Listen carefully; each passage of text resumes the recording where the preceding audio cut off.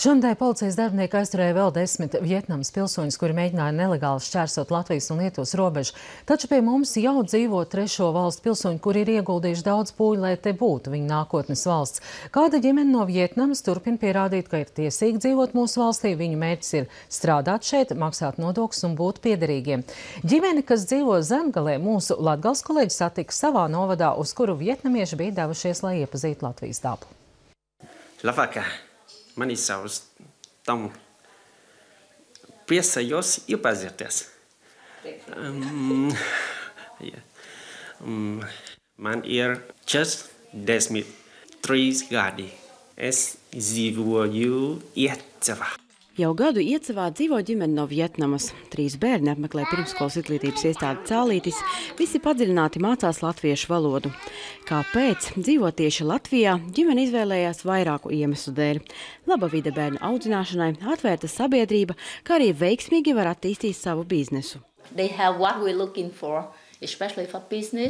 Latvijā ir tieši tas, ko mēs meklējam. Laba vide, lai veiksmīgi atvērtu savu uzņēmumu. Labi bērniem. Bērniem ir piemērota vide, apkārtējie cilvēki ir ļoti labvēlīgi pret mums nekā citās valstīs. Piemēram, Anglijā uz mums skatās, it kā mēs darītu tikai sliktu. Tā nav. Arī Vācijā nav laba attieksme pret vietnamiešiem, bet Latvijā attieksme ir citāda. Mēs nevēlamies graut jūsu valsti, bet investēt tajā. Viedoklis, ka izglītoti citautieši ierodoties Latvijā būtu pilntiesīgi strādāt, piemēram, medicīnas nozarē, ir maldinošs. Tants personīgi saskāries ar šo problēmu. Pēc profesijas oftalmologs Tants nav tiesīgs strādāt Latvijā. Man certifikāts nav derīgs Latvijai un Eiropai, tāpēc šobrīd palīdzu sievai atvērt savu restorānu. Iecavā dzīvojušo vietnamiešu ceļš uz Latviju izmaksājas 15 000, lai saņemtu atļauju te dzīvot. Tika maksāti arī papildus nodokļi – 3 000. Mēs dzīvojam pēc jūsu standartiem, starp mums nevajadzētu būt atšķirībai. Mēs negribētu, lai uz mums skatītos kā uz nelegāliem imigrantiem. No Krievijas nelegāli iekļūst nabadzīgās rases cilvēki bez zināšanām, bez izglītības, nelegāli dodas uz Vāciju, uz Čehiju. Tas ir cits stāsts, bet es neatbalstu tos, kuri veic jebkādas nelegālas darbības.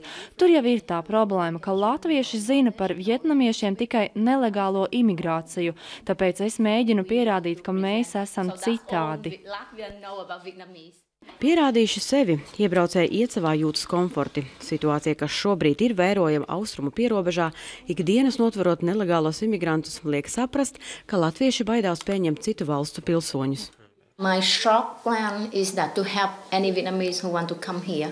Man ir plāns palīdzēt jebkuram manas valsts pilsonim, kurš vēlas dzīvot Latvijā, jo man palīdzēja daudz latviešu draugi. Bez atbalsta nekā. Es zvēru, ka palīdzēšu. Karina Nikitina, Mihails Riškovs, Latgales reģionālā televīzija.